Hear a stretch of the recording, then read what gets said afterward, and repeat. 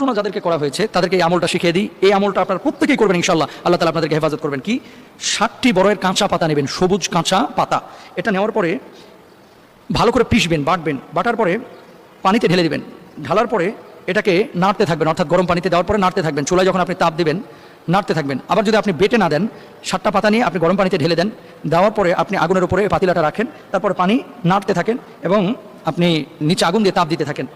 যখন বুঝতে পারবেন যে এই পাতার রস অথবা কিছু পানির সাথে মিশে গেছে, তখন আপনি পানিটা নেন। নেওয়ার পরে তবে 3 ঢোক পানি যখন আপনি পান করবেন তার আগে একবার সূরা ফালাক, একবার সূরা নাস আর একবার আয়াতুল কুরসি বিসমিল্লাহ সহকারে পড়ে ফু দিয়ে নেবেন। ফু দিয়ে 3 ঢোক খাবেন। খাওয়ার পরে বাকি যে পানিটা থাকবে এই পানি দিয়ে গোসল করবেন। অন্য পানি এর সঙ্গে মেশাবেন না। যদি এই কাজ করতে পারেন ইনশাআল্লাহ আপনার শরীরে জাদুটোনা আসর করবে না, প্রভাবান্বিত করবে না ইনশাআল্লাহ। মৃত্যু